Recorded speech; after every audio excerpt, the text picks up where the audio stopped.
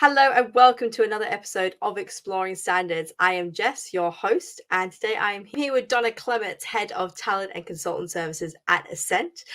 So she holds a counselling diploma and an FDA in counselling, and her experience in counselling and the psychotherapy sector provides Donna with exceptional networking, communication, partnering, and collaborating skills. How are you, Donna?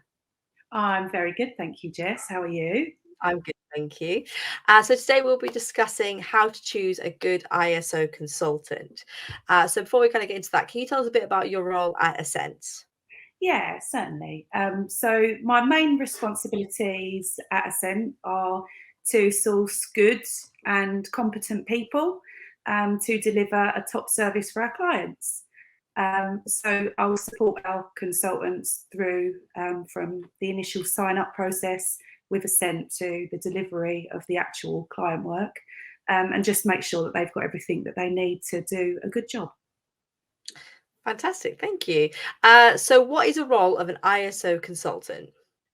Yeah, okay. So the role of the ISO consultants, so they will go in and they will deliver the piece of work that our client has signed up for. And this can be anything from implementing one of the standards or sometimes multiple standards across their company. They'll work with them to produce all the processes and whatnot that are needed to meet that certification. They carry out internal audits and produce the reports that are required by the certification body. They also, depending on whether the client wants that support or not, they will attend the actual certification audits as well, and just offer a bit of support for the client there. So all of this can be done remotely or on site. So in summary, really, our consultants' main focus is to help our clients to maintain and achieve their ISO certification. Fantastic, very succinct. I love it. Thank you. So what qualities do good consultants have? Consultants need to have lots of qualities, really. I mean, they're working with lots of different types of company across varying sectors.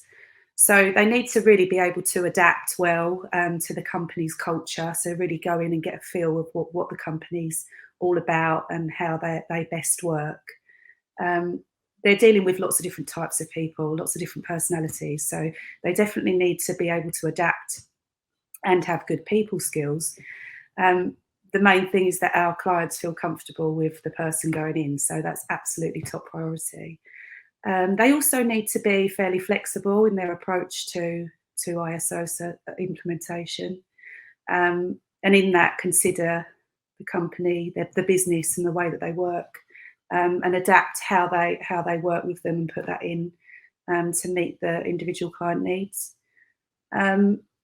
I would say they need to be very organised as a person as well, because they are supporting. They're going into companies that have got lots of different departments across the company, so they need to be able to hold all of what's going on in different areas of the company and navigate that. So yeah, they're sometimes putting a system in from scratch, so they really do need to be able to stick to a good time frame and a schedule which they set out at the beginning of the implementation usually. So good organisational skills will help them to do that for sure. And also we expect consultants to produce some useful visit notes for our clients against each of the days that they complete with them. And also internal audit reports, which we like to send out to the clients quite quickly once the day's been complete. So again, that takes quite a level of organisation to be able to do that. They need to be friendly and supportive and adapt to the client needs, really. Our clients need to feel that they've got an ally in the consultant going in. You know, the consultant's there to take the stress and the worry of the ISO certification out that can bring. So yeah, the consultants do need to be quite friendly and support them where the needs are. If that makes sense. Yeah, absolutely. That makes so much sense. Thank you very much for that answer. So what advice would you give someone who is wanting to start in consultancy? Yeah, so The best consultants that we have already worked with ISO, so they've been in a company that has got a certification, so they've got a basic probably quite a good understanding of how ISO works, what it's all about. So usually that's a good place to start for a consultant. It means that they've got that understanding to carry forward. Also, a consultant would need to have a good understanding of business and how basic business operates. So we'd suggest, if you've got some of that or all of that experience, then get training. Make sure that you're using an IRCA accredited training provider, an IRCA approved course. And then observe some audits. So before going in and completing them yourself, I think it's important to observe some of those audits that are being done, and maybe some of the consultancy as well, just to get a really good idea of how a good consultant works. Brilliant, thank you. I'll make sure to pop some links in to the IRCA training so people can find them as well. So thank you for that. So what competency qualifications are there? Yeah, so as mentioned before, I've just mentioned IRCA training. So there are lots of, a lot of the certification bodies deliver training, and I would always look to make sure that it's IRCA accredited.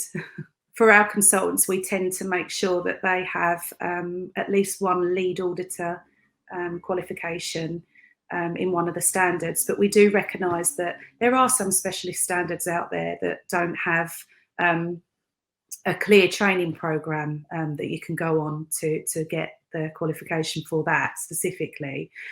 So in that respect, we'd look at industry experience, peer review, and review reports that they've done. We monitor that in the back office anyway. But yeah, so we'd make sure that they've got a lead auditor certificate in something. That's very, very important. And then kind of look at their experience and what they've done and what they're doing on the back of that, which helps us to maintain a good level of competence. And into our final questions, what should clients consider when choosing consultants?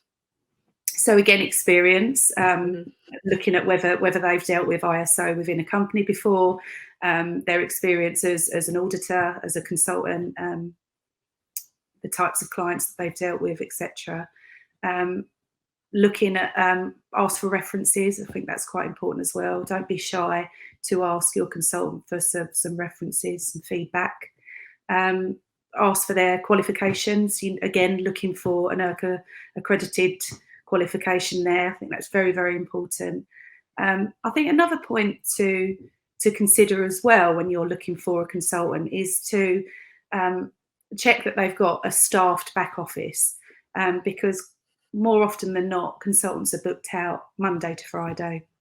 And when you've got a question come up or you're a bit worried about something or you can't find something, it's quite useful to have someone that you can go to.